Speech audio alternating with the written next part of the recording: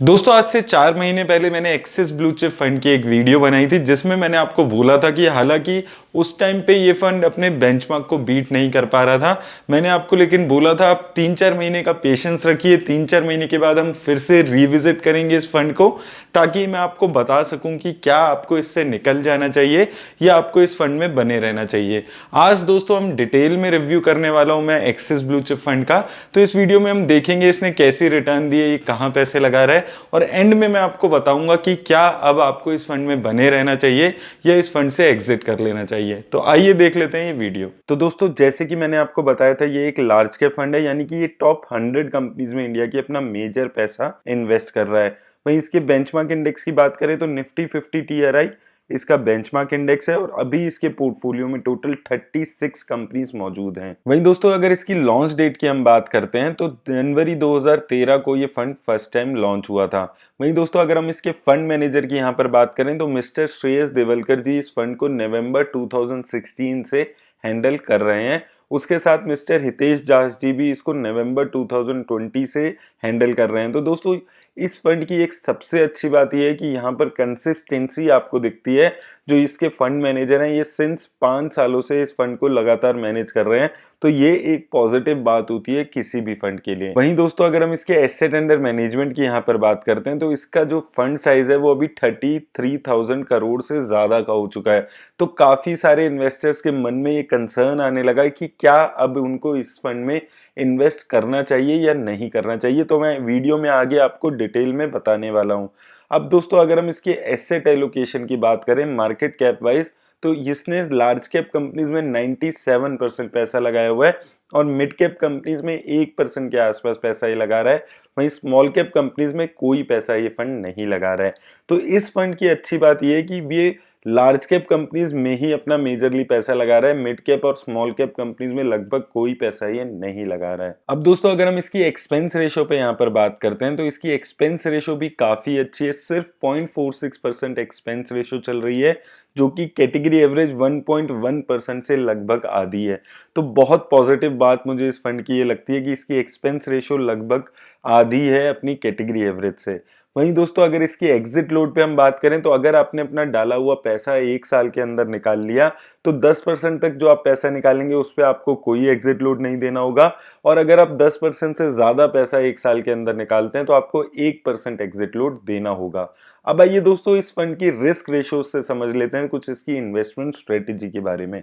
तो दोस्तों अगर हम इसकी रिस्क रेशियोज पे यहाँ पर बात करें तो इसकी स्टैंडर्ड डेविएशन है 18.34, वहीं शार्प रेशो 0.94 और टर्नओवर रेशो इस फंड की 48% के आसपास चल रही है। अब दोस्तों अगर हम इसकी कैटेगरी एवरेज की बात करें तो इसकी कैटेगरी एवरेज स्टैंडर्ड डेविएशन 18.27 है। स्टैंडर्ड डेविएशन दोस्तों किसी भी फंड का ये बताता है कि वो फंड कितना ज्यादा वॉलेटाइल है रिटर्न देने के मामले में, और ये जितनी कम होती है उतनी ही एक अच्छी फंड की स्टेबिलिटी दिखाता है। तो यहाँ पर आप देख सकते हैं इसकी स्टैंडर्ड डेविएशन लगभग कैटेगरी एवरेज के आसपास ही है। वहीं दोस्तों शार्प रेशो किसी भी फंड का ये बताता है कि वो बेटर रिस्क एडजस्टेड रिटर्न कितनी दे पा रहा है, और यहाँ पर इसकी जो शार्प रेशो है वो काफी अच्छी है अगर हम कैटेगरी एवरेज से कंपेयर करें। वहीं दोस्तों टर्नओवर रेशो किसी भी फंड का ये बताता है कि वो अपने पोर्टफोलियो में कितना कंपनीज को बाय और सेल कर रहा है, और जितना ज्यादा ये होता है उतनी ज्यादा फ्रीक्वेंट बाइंग और सेलिंग ये दिखाता है। और कम टर्नओवर रेशो का मतलब है कि फंड जिस भी कंपनी को ऐड कर रहा है उसको लंबे टाइम के लिए ऐड कर रहा है, लंबे टाइम की कन्विक्शन के साथ उस फंड को ऐड कर रहा है। तो ये चीज यहाँ पर इस फंड की काफी पॉजिटिव है कि टर्नओवर रेशो सिर्फ 48% है, यानी कि जिस भी कंपनी को ऐड कर रहा है उसको एक लंबे टाइम के लिए ऐड कर रहा है। वहीं दोस्तों अगर हम इसकी सेक्टर वाइज एलोकेशन पे बात करें तो सिंस ये एक लार्ज कैप कैटेगरी का फंड है तो फाइनेंशियल और टेक्नोलॉजी सेक्टर में ही हमने देखा है कि ज्यादातर एलोकेशन रहती है, क्योंकि निफ्टी 50 भी जो मेजर एलोकेशन है वो फाइनेंशियल सेक्टर में ही है। तो यहाँ पर आप देख सकते हैं फाइनेंशियल सेक्टर 38%, टेक्नोलॉजी सेक्टर 18%, उसके अलावा सर्विस, हेल्थ केयर और कंस्ट्रक्शन सेक्टर दिख रहा है। तो ये 5 सेक्टर में इसने 60-70% एलोकेशन की हुई है। उसी तरह दोस्तों अगर हम इसकी टॉप 10 कंपनीज पे यहाँ पर बात करते हैं तो सबसे ज्यादा एलोकेशन बजाज फाइनेंस में है 10% के आसपास। देन एचडीएफसी बैंक में आप देख सकते हैं 9%, इन्फोसिस में 8%, आईसीआईसी बैंक में भी 8% के आसपास एलोकेशन है। उसके अलावा TCS, Avenue supermart, Reliance industries, HDFC bank type की कंपनीज यहाँ पर आपको दिख रही है। तो दोस्तों यहाँ पर ये जो कंपनीज है ये सारी ही बड़ी कंपनीज है, लार्ज कैप कंपनीज है, क्योंकि ये फंड भी मेजरली पैसा उन्हीं में लगा रहा है। लेकिन अच्छी बात क्या है कि ये कंपनीज इसके पोर्टफोलियो में काफी लंबे टाइम से हैं, बहुत ज्यादा चेंजेस ये अपने पोर्टफोलियो में नहीं करता है। ये एक बहुत अच्छी बात है इस फंड की। अब दोस्तों अगर हम इसकी रिटर्न पे यहाँ पर बात करते हैं तो अगर आपने इस फंड में 10,000 रुपए लगाए होते एक साल पहले तो वो पैसा इस फंड ने आपका 15,000 के आसपास बना दिया है और 5 सालों में वही पैसा आपका 25,000 हो गया है। वहीं दोस्तों अगर आपने इस फंड की इंसेप्शन में यानी कि जनवरी 2013 में ही 10,000 रुपए लगा दिए होते तो वो पैसा इस फंड ने आपका 43,000 के आसपास बना दिया है। तो लॉन्ग टर्म में काफी अच्छी रिटर्न इस फंड ने दी है। हालांकि शॉर्ट टर्म में अगर हम एक साल में देखते हैं ये फंड थोड़ा कम रिटर्न्स दे रहा है, लेकिन लॉन्ग टर्म में इस फंड ने काफी अच्छी रिटर्न्स दी है। वहीं दोस्तों अगर हम एसआईपी पे बात करें तो अगर आपने इस फंड में 1,000 रुपए से एसआईपी कराई होती तो 5 सालों में 60,000 की लागत इस फंड ने आपकी लगभग 1 लाख रुपए के आसपास बना दी है। 20% की रिटर्न इस फंड ने आपको 5 सालों में दी है। तो रिटर्न्स के मामले में ये फंड अच्छा है, 5 सालों में ये one of the best performing large cap fund चल रहा है। लेकिन दोस्तों बात आती है कि क्या अब आपको इसमें इन्वेस्ट करना चाहिए या नहीं करना चाहिए। तो दोस्तों किसी भी फंड को अगर आपको कंपेयर करना है तो जरूरी हो जाता है इसके बेंचमार्क से कंपेयर करना।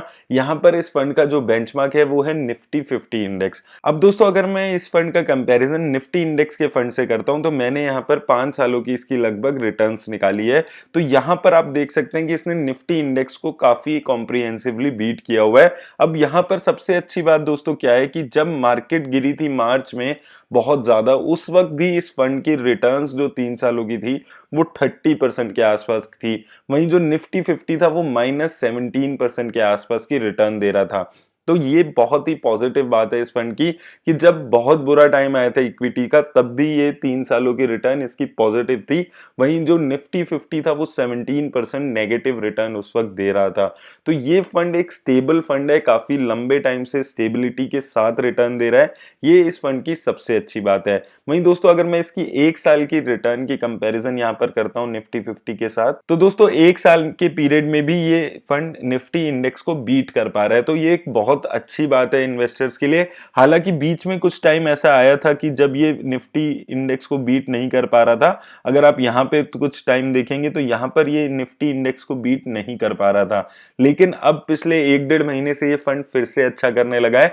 तो इन्वेस्टर्स के लिए अच्छी बात है जिन्होंने उस टाइम पे पेशेंस रखा। आज से 2-3 महीने पहले भी मैंने वीडियो बनाई थी जब मैंने आपको बोला था कि आपको थोड़ा पेशेंस रखना जरूरी है। तो अगर आपने पेशेंस रखे होंगे, आप यहाँ पर देख सकते हैं उसका रिजल्ट ये है कि अब ये फंड दोबारा से निफ्टी 50 को 1 साल की रिटर्न में बीट कर पा रहा है। तो दोस्तों ये एक अच्छा फंड है, आपको टेंशन नहीं लेनी है ओयूएम की। मैं ये बार बार आपको बोलते हुए आ रहा हूं। सबसे बड़ा उसका रीजन ये है कि मार्केट में जो लिक्विडिटी है आपको उस चीज को देखना पड़ेगा कि बहुत ज्यादा लिक्विडिटी है। मार्केट 18,000 के पार हो चुकी है निफ्टी। तो इतनी ज्यादा लिक्विडिटी अगर मार्केट में होगी तो फंड का साइज भी बढ़ेगा। फंड की साइज की आपको यहाँ पर टेंशन लेने की जरूरत नहीं है। और दोस्तों अगर आप लोग भी म्यूचुअल फंड का ऐसे अलग अलग कंपैरिजन करना चाहते हैं टिकर टेप पे, तो टिकर टेप का लिंक मैंने आपको डिस्क्रिप्शन में दे दिया, आप वहां पर जाकर कर सकते हैं। मुझे उम्मीद है इस वीडियो से आपको हेल्प मिली होगी। मेरी तरफ से दोस्तों आज इतना ही, धन्यवाद।